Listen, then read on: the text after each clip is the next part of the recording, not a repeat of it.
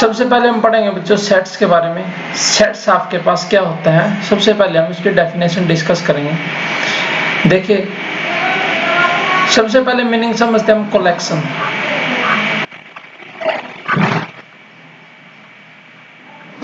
Collection क्या होता है? एक समूह होता है बच्चों। जैसे हमारे पास बनानाज है, उसका एक कलेक्शन है, वो बनानाज की कलेक्शन ले ली।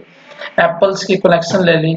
टॉयज हैं जो खिलौने हैं बच्चों के, उसके कलेक्शन ले ली। वो होती है आपके पास कलेक्शन, ठीक है, वो तो हो जाती है कलेक्शन। अब सेट क्या होता है देखिए, बस लिखेंगे आप साथ के साथ। Set is a well defined, set is a well defined collection set is a well defined collection of objects। set क्या होता है आपके पास? set is a well defined collection of objects। objects कुछ भी हो सकता है आपके पास। यहां पर ये वर्ड है बच्चों well defined। well defined का मीनिंग क्या है कि कोई ऑब्जेक्ट है मेरे पास, वो कहीं पर बिलोंग करता है या नहीं, उसके बारे में मैं विदाउट हेजिटेशन कुछ आंसर दे सकता हूँ, यस और नो में। That is called well defined. Well defined, okay. जैसे कि मेरे पास क्या है बच्चों, 6 पेंसिल्स हैं। ये मेरे पास एक कलेक्शन है 6 पेंसिल्स की, ठीक है। ये आपके पास कितने हैं? 6 पेंसिल्स हैं। और आप मेरे से क्या कहते हैं कि सर मुझे एक जो है बॉल पेन चाहिए। बॉल पेन, आपकी जो रिक्वायरमेंट है वो है बच्चों बॉल पेन की, लेकिन मेरे पास तो क्या है पेंसिल। तो मैं विदाउट हेजिटेशन उसका आंसर दे सकता हूँ, नो, मेरे पास जो है वो पेन, बॉल पेन है जो वो नहीं है। That is called well defined. Well defined का मीनिंग क्या हुआ? विदाउट हेजिटेशन मैं आंसर दे सकता हूँ यस और नो में कि वो जो आपने जो चीज मेरे से ली है बच्चों, जैसे आपने पेन लिया है, वो मेरी कलेक्शन है जो पेंसिल की, उसमें बिलोंग करता है या नहीं बिलोंग करता है, तो उसको बोलते हैं वेल डिफाइंड। तो ये डेफिनेशन हो गया आपकी, set is a well defined collection of object, यानी कि कुछ ना कुछ वेल डिफाइंड होगा बच्चों। एग्जांपल्स हम पढ़ते हैं, इसके एग्जांपल से आपको ज्यादा क्लियर हो जाएगा। देखिए एग्जांपल्स, देखिए शाबाश। फर्स्ट एग्जांपल पढ़ते हैं, कलेक्शन ऑफ, अभी सेट नहीं बोला मैंने, अभी तो सेट देखेंगे है या नहीं। Collection of all prime, collection of all prime numbers less than 10। 10 से कम है जो मुझे प्राइम नंबर्स लेने हैं सारे, तो क्या क्या होंगे बच्चों? 2 is the first prime number, 2, 3, 5 और आपके पास कितना आ जाएगा? 7। तो ये कलेक्शन है, collection of all prime numbers less than 10। तो ये कलेक्शन कैसी है बच्चों? वेल डिफाइंड, क्योंकि ये जो कलेक्शन है इसमें मैं 4 नहीं ले सकता। क्यों? क्योंकि 4 प्राइम नंबर नहीं है। तो विदाउट हेजिटेशन मैं नंबर ले सकता हूँ 2, 3, 5 और 7। तो ये जो कलेक्शन है बच्चों, इसने एक वेल डिफाइंड को रूल को फॉलो किया है। और ये आपके पास क्या है? 2, 3, 5 और 7, ये आपके पास ऑब्जेक्ट्स हैं। ये ऑब्जेक्ट्स हैं, ठीक है। कैसे ऑब्जेक्ट्स हैं ये? वेल डिफाइंड कलेक्शन के। तो इसका मतलब ये आपके पास क्या हो जाएगा बच्चों? सेट हो जाएगा। फर्स्ट जो एग्जांपल है ये आपके पास क्या बन जाएगा? सेट, क्योंकि वेल डिफाइंड कलेक्शन है। सेकंड, सेकंड देखेंगे क्या बस, collection of all rich families in Kurukshetra. Collection of all rich families in Kurukshetra. Kurukshetra से सभी हमने क्या लेनी है बच्चों? रिच फैमिली लेनी है सारे की सारी। तो रिच फैमिली का क्राइटेरिया क्या? कुछ भी नहीं। हर एक आदमी कहेगा कि मैं तो रिच हूँ, ठीक है। किसी के पास 4 गाड़ी है वो भी रिच है, किसी के पास कुछ भी नहीं है। तो आप कैसे डिसाइड करेंगे कि कौन सी रिच फैमिली है, कौन सी रिच फैमिली नहीं है? तो ये जो बच्चे आपके पास जो रिच फैमिली है ये वेल डिफाइंड नहीं है। अगर ये वेल डिफाइंड कलेक्शन तो है ये, लेकिन वेल डिफाइंड कलेक्शन नहीं है, तो इसलिए ये दो सेकंड नंबर पे ये जो कलेक्शन है बच्चों रिच फैमिली की, ये सेट नहीं बनेगा। कुछ ना कुछ क्राइटेरिया को किसको आप रिच किस बेस पे आप डिसाइड करोगे कि कौन अमीर है कौन गरीब है, तो इसलिए ये सेट नहीं बन पाएगा। Third, collection of all intelligent collection of all intelligent students for 10th class in a school। कोई स्कूल है बच्चों, उसमें 10th क्लास के बच्चों का कलेक्शन लिया मैंने, उसमें से ये बताना है कि जो सारे के सारे इंटेलिजेंट स्टूडेंट्स हैं वो कलेक्शन में आते हैं या नहीं। तो इंटेलिजेंट किस बेस पे आप डिसाइड करेंगे बच्चों, तो ये कलेक्शन है जो ये वेल डिफाइंड कलेक्शन नहीं है, क्योंकि जो बच्चा सबसे निकम्मा है बच्चों वो भी कहेगा कि यस सर मैं इंटेलिजेंट हूँ। ओके, तो आप किस क्राइटेरिया पे इंटेलिजेंट डिसाइड करेंगे, तो नहीं है तो ये आपके पास कलेक्शन है जो ये सेट नहीं बनेगी। ओके, अच्छा इसी में अगर ऐसा हो जाए कंडीशन हो जाए बच्चों, कलेक्शन ऑफ ऑल स्टूडेंट्स या all intelligent student for 10th class in a school who obtained above 70% marks, जिस बच्चे ने 70% से अबव मार्क्स लिए हैं वो इंटेलिजेंट स्टूडेंट्स कलेक्शन लिया, तो 70 से अबव तो क्या होंगे लिमिट के बच्चे होंगे बच्चों, काउंट कर सकते हैं उनको, तो इसलिए वो आपके पास क्या बन जाएगा सेट बन जाएगा जब क्राइटेरिया होता है। Fourth example, collection of all reverse in India, तो इंडिया में जो भी रिवर्स हैं बच्चे उसकी जो कलेक्शन है वो आपके पास क्या बन जाएगी एक सेट बन जाएगी। ठीक है, fifth, collection of points on a circle, circle पर जो पॉइंट है बच्चों उसकी हमने कलेक्शन ले ली, ये दो पॉइंट्स आपके इस तरीके से, इसकी हमने क्या ले ली कलेक्शन ले ली सर्कल, तो ये आपके पास क्या बन जाएगा सेट बन जाएगा, क्योंकि यहाँ का पॉइंट नहीं आ सकता यहाँ पर, क्योंकि सर्कल का पॉइंट है तो कुछ ना कुछ उसने रूल को फॉलो किया, इक्वल रेडियस लिए ये होगा। Collection of points on a circle, ये आपके पास क्या बन जाएगा सेट है जो ये बन जाएगा। तो ये हमने सीखा था सेट्स के बारे में। अब इसकी सीखते हैं notations.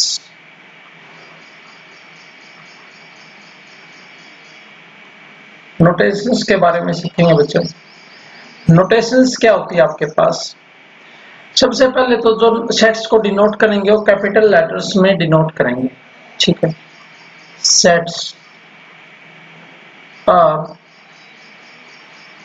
Always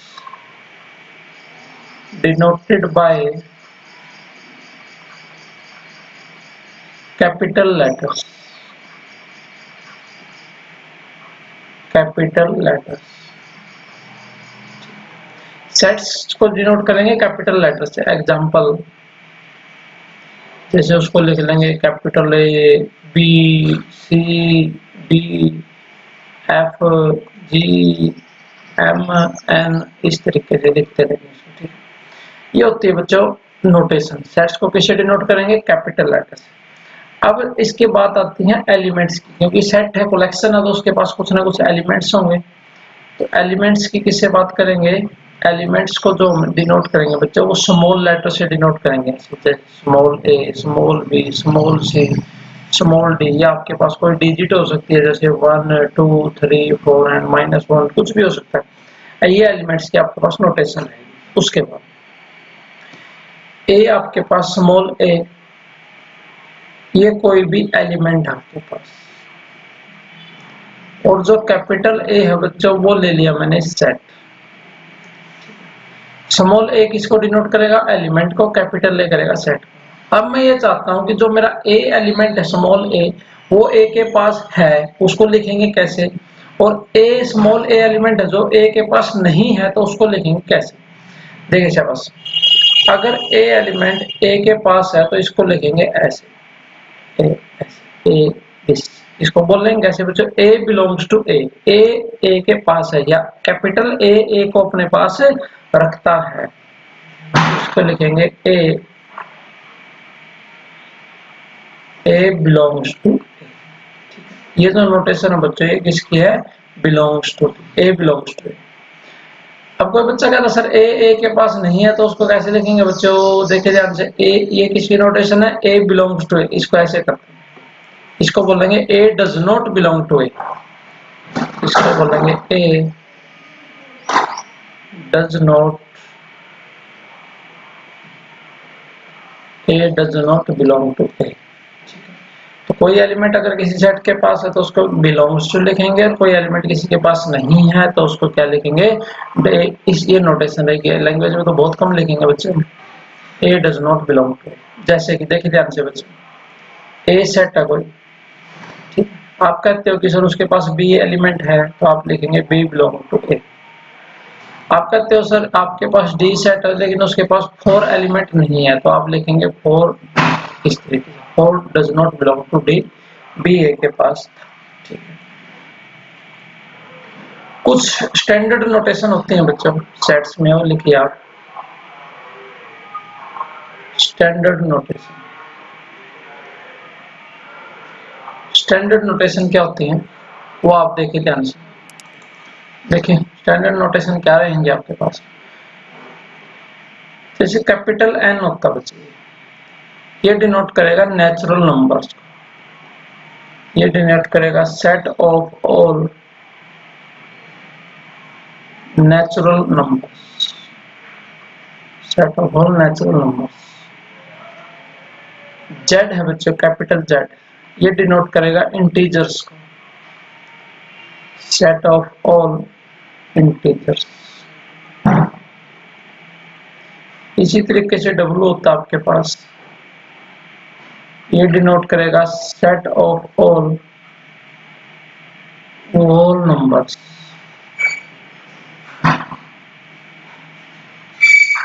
set of all whole, ये डिनोट करेगा होल नंबर्स को। फोर्थ क्यू, ये डिनोट करेगा set of all rational numbers, set of all rational numbers. Question number 5 पे कैपिटल आई, या इसको हम लिखते हैं बच्चों आर माइनस क्यू, आर का मतलब सेट ऑफ रियल नंबर से लिखेंगे आर माइनस क्यू, इसका मतलब हो जाएगा set of all irrational,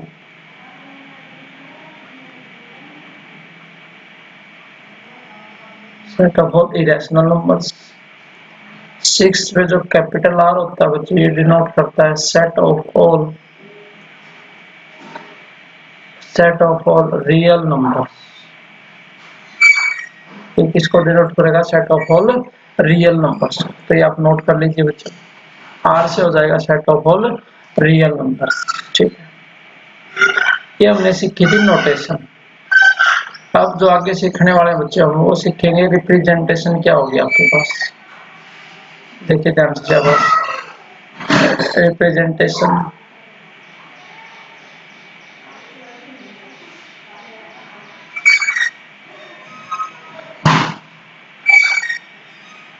representation of A set, यानी कि सेट को रिप्रेजेंट कैसे करेंगे ये हमने सीखना है इसमें।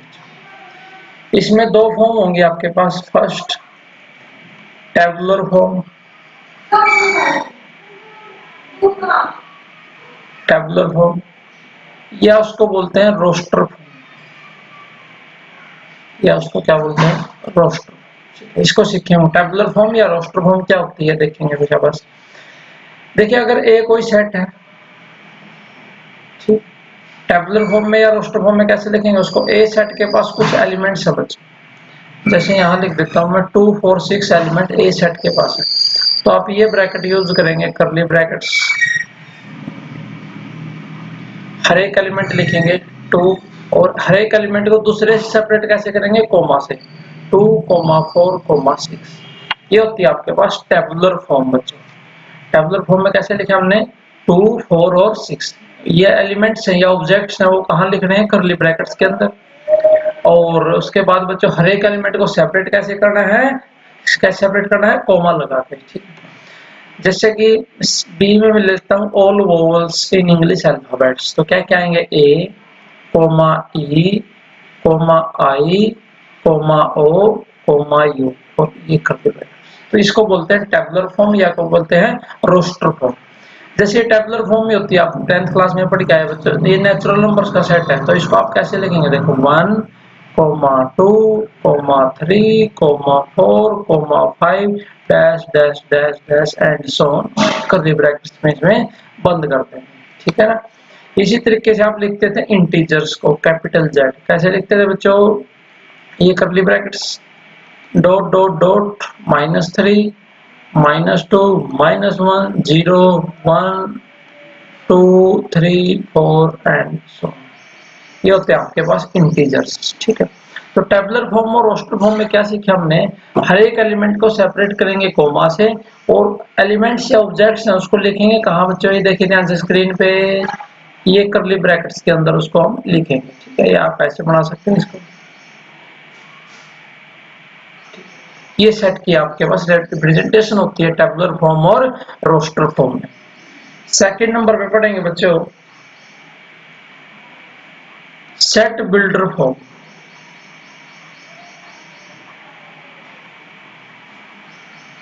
सेट बिल्डर फॉर्म या इसका दूसरा नाम है बच्चों रूल मेथड। रूल मेथड, इसमें हम किसी सेट को कैसे लिखेंगे बच्चों, capital A is equal to x, उसके बाद ये नोटेशन यूज करेंगे बच्चों, ये दो बिंदियां आप लगाएंगे, इसका मतलब होता है सच that x such that P x. P x का मतलब यहाँ पर होगा बच्चों, उसके पास एक प्रॉपर्टी होगी, वो मैं आपको बताऊंगा, A is equal to X such that X has the property x has the property px, ठीक। इसको हम लिखेंगे सेट बिल्डर फॉर्म में, यानी कि x has the property px, x के एलिमेंट्स के पास ये एक प्रॉपर्टी है जो उसको फॉलो करेंगे। जैसे कि आप, जैसे हमने भी लास्ट में किया था बच्चों रोस्टर फॉर्म में, हमने ये लिखा था a e i o u, ये थी आपके पास रोस्टर फॉर्म। इसी को अब मैं चेंज करना है सेट बिल्डर फॉर्म में या रूल मेथड में। क्या है, सेट को कैसे लिखूंगा, देखिए x a is equal to x such that, ऐसे x लेने हैं, x such that x is a vowel in English alphabets.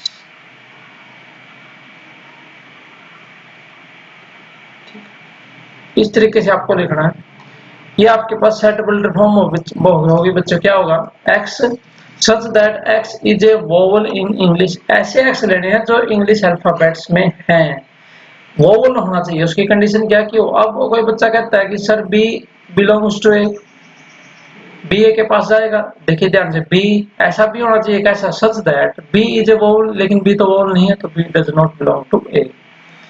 क्या ई ए के पास है, यस ई बिलोंग्स टू, इसको क्या बोल रहे हैं हम, सेट बिल्डर फॉर्म। ये आपके दो फॉर्म पढ़ने हैं बच्चों, ठीक है। जैसे कि और कोई एग्जांपल लेते हैं, कोई बी सेट लिया बच्चों मैंने, B x such that 3 less than equal to x less than equal to 8, ठीक है। और यहाँ जो है कंडीशन लगा दी मैंने, ध्यान से देखना बच्चों,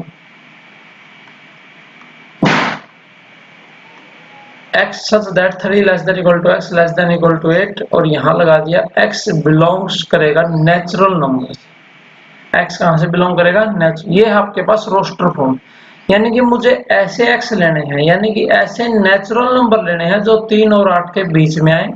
इक्वल टू का मतलब 3 भी आएगा और 8 भी आएगा, ठीक है। इसको और सिंपल तरीके से लिख के दिखाता हूँ बच्चों, ये किसको क्या लिख सकता हूँ मैं, 3 4 5 6 7 और 8, इस तरीके से हम इसको जो है लिख सकते हैं, ठीक है। क्या क्या एलिमेंट्स आएंगे इसमें, 3 4 5 6 7 और 8। ये आपने क्या, ये क्या यूज किया बच्चों, ये प्रॉपर्टी है, कि ऐसे नेचुरल नंबर लेने हैं जो 3 और 8 के बीच में। ये इसको इसलिए लिख दिया टेबुलर फॉर्म में या रोस्टर फॉर्म में 3 4 5 6 7 8। नेक्स्ट देखते हैं बच्चों, नेक्स्ट डेफिनेशन आपके पास finite set.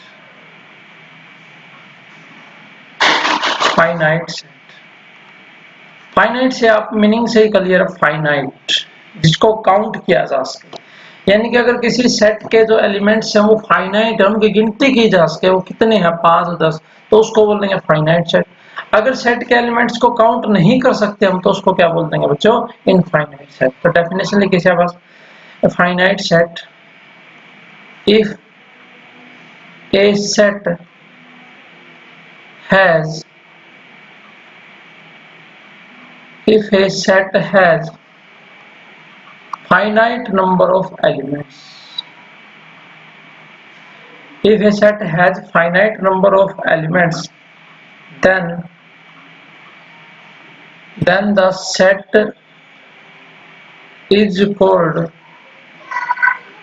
then the set is called finite set। Okay, example देख लेते हैं बच्चों। a is equal to 4 6 8, क्या ये फाइनाइट सेट है? यस। कितने एलिमेंट्स इसके पास? 3। b is equal to 1 a b c d, b के पास कितने एलिमेंट्स हैं? 1 2 3 4 5, तो इसको हम क्या बोलेंगे, फाइनाइट सेट। उसके बाद लिखेंगे इनफाइनाइट सेट। इनफाइनाइट का मतलब जिस सेट के एलिमेंट्स को हम काउंट नहीं कर सकते, infinite set. if a set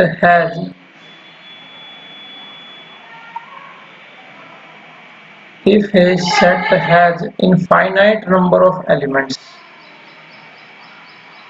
if a set has infinite number of elements, then the set is called, infinite set। then the set is called infinite set। अगर किसी सेट के पास infinite number of elements है, जैसे आप set of natural numbers लेते हैं बच्चों, देखिए 1 2 3 4 dash dash and so on, कितने एलिमेंट्स हैं इसके पास? 1 2 3 4, इनफाइनाइट, काउंट नहीं कर सकते। तो N set of natural numbers का ऐसा सेट है, इनफाइनाइट सेट है बच्चों। इसी तरीके से बी सेट ले लिया बच्चों मैंने, 2 की टेबल ले लेते हैं, 2 4 6 8 10 12 एंड सो ऑन, 2 की टेबल चलती रहेगी चलती रहेगी चलती रहेगी, तो इसको हम क्या बोलेंगे, इनफाइनाइट सेट। इस ऐसे सेट जिसके एलिमेंट्स को हम जो है काउंट नहीं कर सकते बच्चों, उसको क्या बोलेंगे, इनफाइनाइट सेट। जैसे आपके पास सेट ऑफ रियल नंबर्स है, कितने रियल नंबर्स हैं? इनफाइनाइट। तो सेट ऑफ रियल नंबर्स कैसा सेट है? Infinite set. तो ये हमने सीखा इनफाइनाइट सेट के बारे में। आगे सीखते हैं बच्चों singleton set.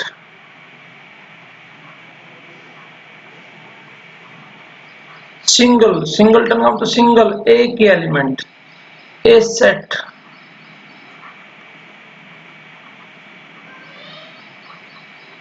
which has only one element, एक सेट जिसके पास सिर्फ एक ही एलिमेंट है, only one element, that is called singleton set. Example a is equal to, sets को लिखने का तरीका ये ब्रैकेट, एक एलिमेंट ले लीजिए बच्चों, यहां लिख दिया मैंने 6, ये कैसे सेट है? Singleton set. b is equal to -4, कैसे सेट है? Singleton set. c is equal to a, b, C में कितने एलिमेंट्स हैं बच्चों? 2, नॉट सिंगलटन सेट, ये सिंगलटन सेट नहीं होगा। आई बात समझ में?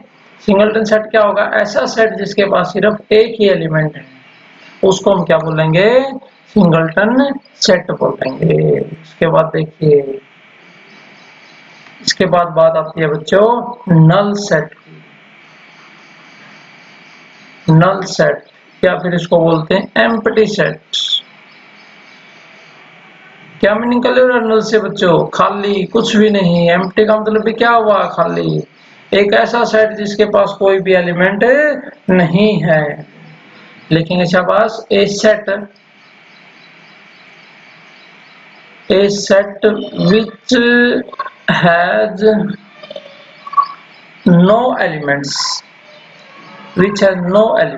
किसी एक ऐसा सेट जिसके पास कोई भी एलिमेंट नहीं है। a set which has no elements, उसको हम क्या is called a null set, या इसको क्या बोलेंगे?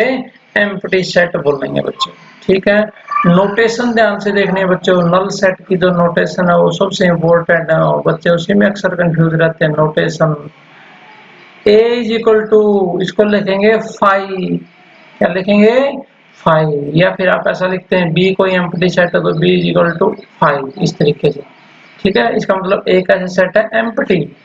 या फिर दूसरा तरीका क्या बच्चों? a इज इक्वल टू, ये करली ब्रैकेट्स के अंदर कुछ भी नहीं लिखेंगे। कुछ बच्चे क्या करेंगे? करली ब्रैकेट्स के अंदर 5 को लिख देंगे, तो ये एम्प्टी सेट नहीं रहेगा, क्योंकि सेट के पास एक एलिमेंट है 5, चाहे उसकी वैल्यू कुछ नहीं हो लेकिन एलिमेंट तो है ना।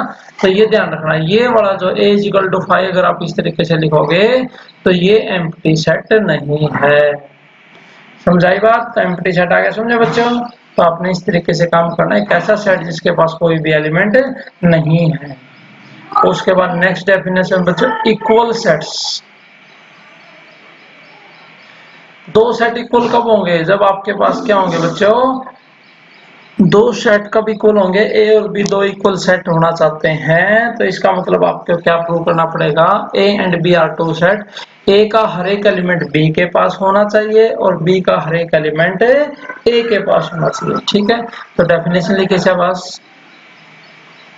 देखिए, two sets A and B, two sets A and B are said to be,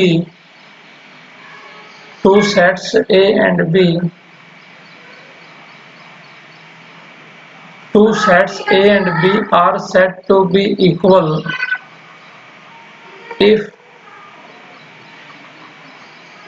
every element of A, if every element of A is an element of B, is an element of B and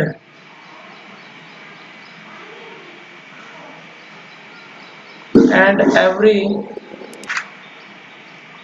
क्या लिखेंगे? if every element of A is an element of B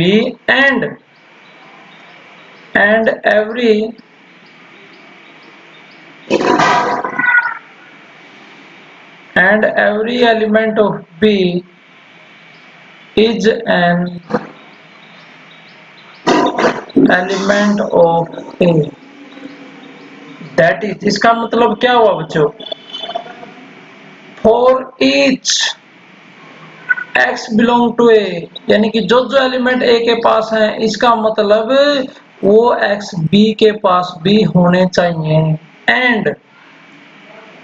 and for each y belong to B, this implies y belong to A, जो element B के पास है वो A के पास भी होने चाहिए। That is called equal sets. लिखेंगे कैसे बच्चों? नोटेशन,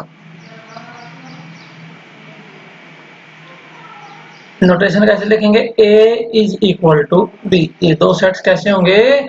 इक्वल होंगे। एग्जांपल से देखते हैं बच्चों। A सेट है मेरे पास 1 3 5 7, B सेट है मेरे पास बच्चों 5 7 3 1। आप चाहते हैं कि ये दो सेट इक्वल हैं नहीं, ये चेक करना। A का एलिमेंट देखिए 1 A के पास है, यस। 1 B के पास है, यस। ये मैटर नहीं करता कि कौन कहां पर है, सेट में ऑर्डर मैटर नहीं करता बच्चों। 3 A के पास है, यस। 3 B के पास भी है। 5 A के पास है, यस। 5 B के पास भी है। 7 A के पास है, 7 B के पास भी है। इसका मतलब A is equal to B। A is equal to क्या हो जाएगा बच्चों? B। तो ये दो सेट्स आपके पास इक्वल हैं, तो ये सेट आपके पास कैसे हो जाएंगे? इक्वल हो जाएंगे। ठीक है बच्चों, इसी तरीके से क्वेश्चन करते हैं हम 1357 और b इज इक्वल टू, किसी बच्चे ने क्या शरारत कर दी बच्चों, एक बच्चा 1 को लेके भाग गया। अब मेरे पास ये सेट है, ए सेट में एलिमेंट है 1357, बी में 573। चेक करते हैं बच्चों, 1 ए के पास है, यस, 1 बी के पास नहीं है, तो आप क्या लिखेंगे, तो 1 है जो अपना वो बच्चों चोरी हो गया, तो इसका मतलब चोरी हो गया, तो कोई बात नहीं, हम लिख देंगे A set is not equal to B, A is not equal to B, A set B के इक्वल नहीं है। उसके बाद देखिए बच्चों, cardinal number of a finite set, यानी कि cardinal number of finite set की ही निकलेगी बच्चों। इनफाइनाइट सेट, कार्डिनलिटी क्या होती है बच्चों, फाइनाइट सेट में कितने एलिमेंट्स हैं, नंबर ऑफ एलिमेंट्स, तो उसको हम बोलेंगे कार्डिनलिटी। ठीक है, इस यानी कि इसको शॉर्ट में लिख देते हैं, क्या मतलब होगा इसका, number of elements, number of elements in A finite set ए, कोई भी सेट ले लिया हमने, number of elements in a finite set A and, लिखेंगे कैसे इसको, and is denoted by NA। Cardinality को किससे लिखेंगे, NA का मतलब है बच्चों number of elements in A। जैसे A सेट आपके पास 1 2 4 और 6, मुझे NA बताना, NA का मतलब नंबर ऑफ एलिमेंट्स इन है, उसकी कार्डिनलिटी कितनी है बच्चों, 4। कोई B सेट आपके पास -1 2/3 6, N of B, number of elements in B कितने हैं, 3 1 2 3, तो कार्डिनलिटी कितनी हो जाएगी इसकी, 3। तो ये हमने सीखा बच्चों cardinal number of a finite. क्या क्या सीखा हमने, देखे इक्वल सेट्स के बारे में और cardinal number of a finite set के। उसके बाद है equivalent sets, EQUI VALENT, equivalent sets. देखिए बच्चों, इक्वल सेट्स और इक्विवेलेंट सेट्स को आपने ध्यान से समझना। इक्वल सेट्स में क्या था, ए का हर एक एलिमेंट बी के पास होना चाहिए और बी का हर एक एलिमेंट ए के पास होना चाहिए। इक्विवेलेंट सेट्स में क्या बच्चों, इक्विवेलेंट सेट वो है कि नंबर ऑफ एलिमेंट सेम आए, उसमें एलिमेंट्स का कोई लेना देना नहीं है। इक्विवेलेंट सेट्स क्या होते हैं, देखिए डेफिनेशन से और क्लियर हो जाएगा, फिर हम एग्जांपल करेंगे। देखिए two finite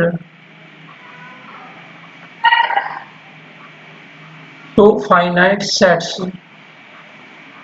A and B are said to be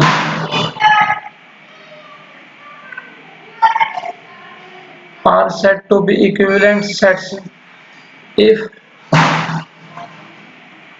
number of elements in A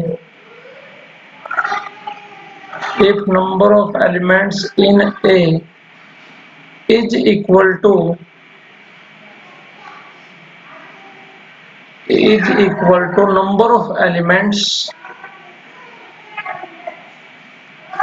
number of elements in B. Two finite sets A and B are said to be equivalent sets if number of elements in A is equal to number of elements in B, that is NA is equal to क्या आएगा, NB। NA किसके equal आएगा, NB के। इसका मतलब क्या है, देखिए ध्यान से, क्या मीनिंग होगा इक्विवेलेंट सेट्स का बच्चों, नंबर ऑफ एलिमेंट्स सेम नहीं होने चाहिए, यानी कि नंबर ऑफ एलिमेंट्स, जैसे एक एलिमेंट इस सेट के पास 4 एलिमेंट हो तो सेकंड के पास भी 4 हो, लेकिन वो सेम है या नहीं। जैसे A is equal to 4 6 8, A set में 3 एलिमेंट्स हैं और B सेट में भी 3 एलिमेंट्स है बच्चों, 4A, B। Number of elements in A 3, number of elements in B, तो ये क्या है बच्चों, दो सेट्स हैं, तो ये कैसे हैं, इक्विवेलेंट सेट्स। और इक्विवेलेंट सेट्स को ऐसे लिखेंगे, ए इक्विवेलेंट टू बी। तो इसका मतलब यहाँ पर क्या है बच्चों, A set is equivalent to B, A B के इक्विवेलेंट है, यानी कि नंबर ऑफ एलिमेंट सेम है। क्या ए और बी इक्वल है, 4A के पास है, यस, 4B के पास है, यस, 6A के पास है, यस, 6B के पास नहीं है, तो A is not equal to B। तो तो आपने इक्वल सेट्स और इक्विवेलेंट सेट्स में डिफरेंस समझने की कोशिश करनी है बच्चों। इक्वल सेट्स का मतलब क्या है कि every element of A is an element of B and every element of B is an element of A. Equivalent set का मतलब क्या है, नंबर ऑफ एलिमेंट सेम होने चाहिए आपके पास। एलिमेंट सेम है या नहीं वो मैटर नहीं करता, आपके पास जो नंबर ऑफ एलिमेंट्स है वो सेम होने चाहिए। तो इस लेक्चर में बच्चों हमने सेट थ्योरी का जो बेसिक्स है, उसकी नोटेशन है, रिप्रेजेंटेशन है और जो उसकी टाइप्स हैं उसके बारे में लर्न किया है। तो नेक्स्ट लेक्चर में हम बच्चों एलिमेंट्स मैथ से फर्स्ट एक्सरसाइज को सॉल्व करेंगे। तब तक आप जो है इस जो ये काम किया बच्चों सेट थ्योरी का, इसको आप बड़े इजीली तरीके से आप इसको कर सकते हैं। Thank you.